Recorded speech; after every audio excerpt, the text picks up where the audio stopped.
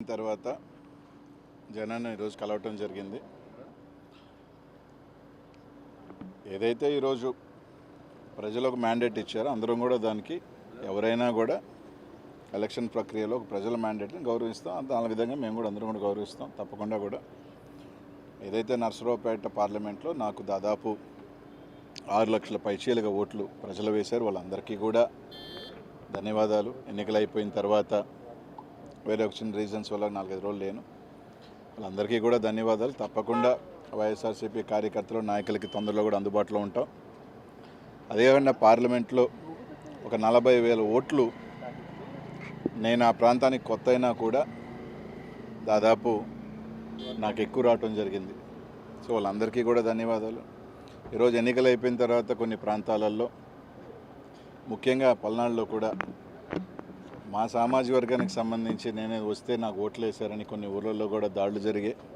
కొన్ని ఊర్లలో భయభ్రాంతులు కూడా కొన్ని జరగడం జరిగింది. వినుకొండ కానీ సత్తెనపల్లి కానీ. అలాగే ఒక సోదరుడు ఆత్మహత్య కూడా చేసుకున్నాడు, ఒక ఉప సర్పంచ్ సత్తెనపల్లి. తప్పకుండా వాళ్ళందరినీ కూడా కలుస్తాం, వాళ్ళకి భరోసా ఇచ్చే కార్యక్రమం చేస్తాం. ఈరోజు వాళ్ళకి ప్రజలు మ్యాండేట్ ఇచ్చారు. తప్పకుండా వాళ్ళు చేసిన హామీలన్నీ కూడా మంచి చేయాలని మనస్ఫూర్తిగా, ప్రజలకి మంచి చేయాలని మనస్ఫూర్తిగా కూడా కోరుకుంటాం. వాళ్ళకి అన్ని రకాలుగా కూడా ఏదైతే వాళ్ళ కూటమికి ఇచ్చిన మ్యాండేటు, ప్రజలకు ఇచ్చిన హామీలు అన్నీ కూడా నెరవేర్చాలని కోరుకుంటాం. తప్పకుండా కూడా ప్రజాక్షేత్రంలో వాస్తవమే ప్రజలు మాకు పెద్ద ఎత్తున ఒక భారీ మ్యాండేట్ ఇచ్చారు. మా తప్పొప్పులు ఏదన్నా ఉన్నా కూడా తప్పకుండా సరిదిద్దుకుంటాం. ప్రజలకి నిరంతరం మళ్ళీ అందుబాటులో ఉండే కార్యక్రమాలు తొందరలో కూడా మళ్ళీ వాళ్ళకి కూడా కొంత అవకాశం ఇస్తాం. న్యూ గవర్నమెంట్ కాబట్టి తప్పకుండా కూడా తప్పులు చేస్తే ప్రజల పక్షాన్ని నిలబెడతాం, మా కార్యకర్తల పక్షాన్ని నిలబెడతాం. ఈ రోజు కూడా జగన్మోహన్ రెడ్డి గారు ఒంటరిగా పోటీ చేసినా కూడా 40% ఓట్ షేరు ఈరోజు జగన్మోహన్ రెడ్డి గారు సాధించుకోగలిగారు. సీట్లు రాకపోయినప్పుడు కూడా దాదాపు 40% ఓట్ షేర్తో ఈరోజు జగన్మోహన్ రెడ్డి గారు ఉన్నారు. మళ్ళీ బౌన్స్ బ్యాక్ అవుతాం, ప్రజల పక్షాన్ని నిలబడతామని చెప్పి తెలియజేస్తూ ఉన్నాం. కొంతమంది అనిల్ అజ్ఞాతంలోకి వెళ్ళిపోయాడు. ఎన్నికలైంది 4వ తారీఖున 6-7 రోజులు అయింది. దీని లోపలికి అడిగి పారిపోతాం. నాకేమీ దాదాపు 2009 నుంచి 2019 దాకా దాదాపు ప్రతిపక్షమే. కేవలం 5 సంవత్సరాలే అధికారం. దాంట్లో కూడా చివరి 2 సంవత్సరాలు ఒక రకంగా స్థానికంగా నాకు అనేక ఇబ్బందులే పడ్డా. దానివల్ల దాదాపు 15 సంవత్సరాలు నా రాజకీయ జీవితంలో 10 సంవత్సరాలు ఇంకొక 5 సంవత్సరాలు ఉంటాం. దానివల్ల ఏదో ఇబ్బంది పడిపోయేది. తప్పకుండా ఏ దానికైనా కూడా ఏం చేసినా కూడా సిద్ధంగా కూడా ఉంటాం. రాజకీయాల్లోకి వచ్చిన తర్వాత ఏ నిర్ణయం తీసుకున్నా ఏ దానికి చేసినా కూడా కట్టుబడి ఉంటేనే కదా రాజకీయాల్లోకి వస్తాం. నిజమే, మా వల్ల పొరపాట్లు లేకపోతే మేము అధికారంలో ఉన్నప్పుడు కొన్ని మా రకరకాల వల్ల మేము ఓటమి చెందొచ్చు. ఓటమి చెందినంత మాత్రాన దాన్ని సరిదిద్దుకొని మళ్ళీ వెళ్తాం. మాలో లోపాలేంటి? కొంతమంది చెప్తా ఉన్నారు మంత్రుల వల్ల నోటు దూల వల్ల ఓడిపోయారు, మంత్రులు దీనివల్ల ఓడిపోయారని. రైట్, నిజంగా మా పొరపాట్లు ఉంటే ఎవరైనా కానీ తప్పకుండా మా తరపున సరి చేసుకోవాలంటే సరి చేసుకుంటాం. ప్రజలు మేము అలా ఉన్నాం కాబట్టి మాకు ఈ మ్యాండేట్ ఇచ్చారు మా అందరికీ అనుకుంటే తప్పకుండా దానికి సంబంధించి సరిదిద్దుకొని ఇంకా మెరుగ్గా వెళ్తాం. ఒక అపజయం కానీ వస్తే ఆ అపజయంలో నుంచి మనం సరిదిద్దుకొని దీంట్లో ఓహో ఇది పొరపాటు జరిగింది అని చెప్పుకొని గెలుపు దిశగా దాన్ని ముందు తీసుకువెళ్ళే ఆలోచనలో వెళ్తాం తప్ప ఓడిపోయాము కాబట్టి కృంగిపోయి మూల కూర్చునే పరిస్థితి అయితే ఉండదు. తప్పకుండా నా రాజకీయంలో నాకేం ఓటమేం కొత్త కాదు. 29 సంవత్సరాల్లోనే ఓటమిని చూసినా ఎదుర్కొన్నా. భగవంతుడి దయ వల్ల కొంతమంది కోరుకున్నట్టు ఒక చిన్న స్థాయి వ్యక్తిని ఎవరు అండదండలు లేకపోయినా ఈ రాష్ట్రంలో చిన్న వయసులోనే 2 సార్లు ఎమ్మెల్యే అయినా ఉండి మంత్రి అయినా ఉండి, అది జగన్మోహన్ రెడ్డి గారి ఆశీస్సుల వల్ల, మా నెల్లూరు ప్రజల ఆశీస్సుల వల్ల. ఆయనతో వెంట ఉంటాం. ఆయనకు మంచి ఉన్నప్పుడు బాగున్నాం, ఆయన బాగా కష్టంలో ఉన్న ఆయన ప్రతిభ ఉన్నాం. బాగున్నప్పుడు మమ్మల్ని బాగా చూసుకున్నాడు. ఈరోజు ఆయన మళ్ళీ కూడా ఆయనతోనే ఉంటాం, ఆయనతోనే నడుస్తాం. కడదాకా కూడా ఆయనతో ప్రయాణం చేస్తాం. ఆయన కష్టాల్లో ఉంటాం, అన్నింటిలో ఉంటాం. మేము ప్రజల పక్షాన ఉంటాం. వాళ్ళు కానీ ఏదైతే హామీలు ఇచ్చారో లేకపోతే ఖచ్చితంగా నిలదీసే కార్యక్రమం కూడా చేస్తాం. కానీ దాంట్లో మాలో లోపాలని సరిదిద్దుకుంటాం. తప్పకుండా కొందరు చెప్పినట్టు మాలో ఏమైనా లోపాలు ఉన్నాయి ఉంటేనే ఏదో ఒక చిన్న ఉంటే తప్పకుండా సరిదిద్దుకొని ఇంకా మెరుగ్గా వచ్చే కార్యక్రమం చేస్తాం. దాడులు దయచేసి ఈరోజు వాళ్ళకి మ్యాండేట్ ఇచ్చారు. ఈరోజు ఆ రోజులని చూస్తున్నాం. పల్నాడులో ఏ విధంగా దాడులు చేస్తున్నారు, ఏ విధంగా ఊర్ల మీద పడి చేస్తున్నారు. వాళ్ళు ఆలోచన చేసుకోవాలా. వాళ్ళే చెప్పారు మేము దాడులు చేసాం కాబట్టి మేము అధికారం కోల్పోయాము రకరకాలని. ఇప్పుడు వాళ్ళు చేస్తున్నారు, వాళ్ళ భాష తీరు మార్చుకోకపోతే వాళ్ళు కూడా 2029లో తప్పకుండా కూడా కూర్చుంటారు, అదేం ఇబ్బంది ఏం లేదు. మా భాషలు బాగాలేను అన్నప్పుడు మమ్మల్ని అన్నప్పుడు వీళ్ళు వాళ్ళు ఈరోజు మాట్లాడే భాషలు కూడా తప్పకుండా ఉంటాయి. కాబట్టి తప్పకుండా ఎవరు యాడికి ఏమి వెళ్ళిపోం. ఖచ్చితంగా వాళ్ళు కూడా ఓడిపోయినప్పుడు కొన్ని నెలల తరబడో లేదా సంవత్సరాల తరబడో వాళ్ళు కూడా ఇళ్లలోనే ఉన్నారు, అవకాశాలు ఇచ్చారు ప్రభుత్వాలకు కూడా. ఈరోజు కూడా ఖచ్చితంగా ఈరోజు అయిందే 4వ తారీఖు ఎన్నిక అయిపోయింది. ఎన్నిక అయిపోగానే వచ్చి రోడ్ల మీద పడడం కదా. వచ్చిన తర్వాత ఆ ప్రభుత్వానికి టైం ఇస్తాం, వచ్చి ఉంటాం, అంతమించి ఇంకేం లేదు.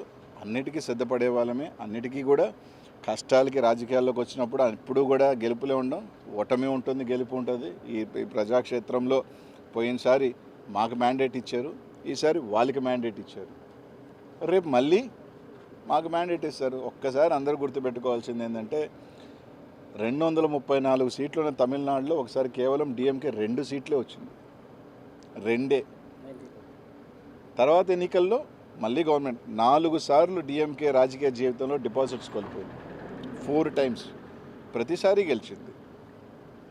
కాబట్టి 2019లో మేము గెలిచినప్పుడు తెలుగుదేశం పని అయిపోయింది అన్నారు, ఇప్పుడు మా పని అయిపోయింది అది అంటున్నారు. సరే 2029కి ఏ విధంగా బౌన్స్ బ్యాక్ అవ్వాలి, ఏ విధంగా ప్రజలకు అండ ఉండాలి అంతా కూడా రచిస్తారు ముఖ్యమంత్రి మా జగనన్న. తప్పకుండా బౌన్స్ బ్యాక్ అవుతాం, తప్పకుండా వస్తామని చెప్పి తెలియజేస్తాం. ఎన్నికల ముందు అనిల్ అనేక ఛాలెంజ్ చేశారు, వాటి సంగతి ఏంటంటే టీడీపీలు అడుగుతున్నారు. ఇప్పుడు ఒకసారి మీరు అందరూ ఆలోచన చేయాలా. నేను ఛాలెంజ్ విసిరాను కానీ ఛాలెంజ్ ఎవరు తీసుకోవాలి. ఎలా ఉంటారంటే నేను ఛాలెంజ్ విసిరినమాట వాస్తవమే. నేను ఛాలెంజ్ విసిరినప్పుడు అవతల ఛాలెంజ్ తీసుకొని రైట్ మేము కట్టుబడి ఉన్నాం ఈ ఛాలెంజ్కి అని చెప్పుని ఉంటే బాగుండేది. ఎన్నికలు అయిపోయిన తర్వాత అప్పుడు ఛాలెంజ్ చేసేవి కదా అంటే అలా కాదు కదా. నేను ఒక సవాల్ విసిరినప్పుడు ఆ సవాల్ స్వీకరించేవాడు కూడా స్వీకరించుకొని చేస్తుంటే బాగుండేది. రైట్, ఏదో సామెత ఒకటి ఉంది, హనుమాన్ జంక్షన్లో నాకు బాగా నచ్చిన డైలాగు, గెలిచినోడు చెప్తాడు ఓడినోడు వినాలని. ఈరోజు వాళ్ళు చెప్తున్నారు, మేము వింటాం, పర్వాలేదు. ఈరోజు వాళ్ళు ఏదైనా చెప్తున్నారు, రైట్, వాళ్ళు ట్రోల్ చేసుకునే అబ్బాయి ఇబ్బంది ఏం లేదు. ట్రోల్ చేసుకునే స్థాయిలో మేము ఉన్నామంటే మేము ఎదిగినట్టే. We are in public, good publicity or bad publicity is a publicity. నియోజకవర్గాల మార్పులు ఓటమిలో ఎంతవరకు ఫ్యాక్టర్కి పనిచేయండి? ఏమీ ఇప్పుడు పల్నాడులో నాకు 40,000 ఓట్లు ఎమ్మెల్యేల కన్నా ఎక్కువ వచ్చినాయి కదా. అంటే మీ కొరకే కాదు, ఓవరాల్ చెప్తున్నా. కాబట్టి అదేం పెద్ద నేను కోరుకోను, ఎందుకంటే ఇంత పెద్ద ఎలక్షన్ దీంట్లో కొన్ని దగ్గరలా చూసుకున్నప్పుడు రకరకాల అనుమానాలు ఉన్నాయి, రకరకాలు ఉన్నాయి. కాబట్టి అదేం పెద్ద ఫ్యాక్టర్ నేను అనుకోను. వేరియస్ రీజన్స్ అన్వేషిస్తూ ఉన్నారు, కొన్ని మాకు తెలుసుకోని కారణాలు. మా నాయకులు కూడా కారణాలు ఎందుకు పోయినాయి, రకరకాల కారణాలని వాళ్ళు అన్వేషిస్తున్నారు, మేము అన్వేషిస్తున్నాం. తప్పకుండా దాన్ని అంతా కూడా ఓవర్ హెడ్ చేసుకొని వాళ్ళు ఇచ్చిన హామీలు కానీ రకరకాలు కానీ ఖచ్చితంగా నిలబడి వాళ్ళు చెప్పిన హామీలు ఉన్నాయి కదా, అవి కూడా ప్రజలకు చేయాలా. చేయకపోతే తప్పకుండా ప్రజాపక్షాన్ని నిలబడతాం. తప్పకుండా ప్రతి ఒక్క కార్యకర్త కూడా జగన్మోహన్ రెడ్డి గారు అండగా ఉంటారు, మేము అందరం కూడా అండగా ఉంటాం. తొందరలోనే దానికి సంబంధించింది కూడా ఇది చేస్తాం. తప్పకుండానే అందరం కూడా ఎప్పుడు కూడా ఏ గవర్నమెంట్కైనా కూడా కొంత టైం అనేది ఇస్తారు, ఎవరైనా కూడా ఒక 6 months 1 year దేనికైనా కూడా స్టార్టింగ్ పీరియడ్ ఉంటుంది. వేచి ఉంటాం, తప్పకుండా వాచ్ చేస్తాం, చూస్తాం. మంచి చేస్తే తప్పకుండా మంచి చేయాలని కోరుకుంటాం. పవన్ కళ్యాణ్ అసెంబ్లీకి గేట్ కూడా తాకనివ్వని నేను అనలేదే, అసెంబ్లీకి పంపించిన అసెంబ్లీకి వెళ్ళడని చెప్పారు. నేను అనలేదే.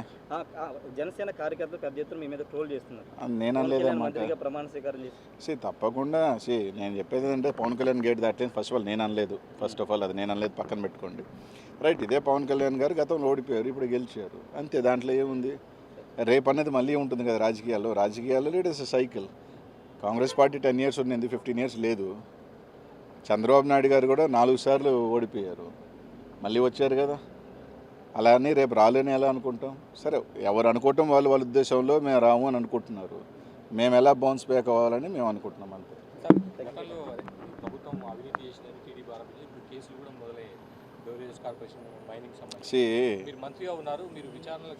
అన్నిటికీ ఆవిడ గుర్తుపెట్టుకోండి, అన్నిటికీ సిద్ధంగానే ఉంటాం. దేనికైనా వాళ్ళు చేసినప్పుడు తప్పకుండా.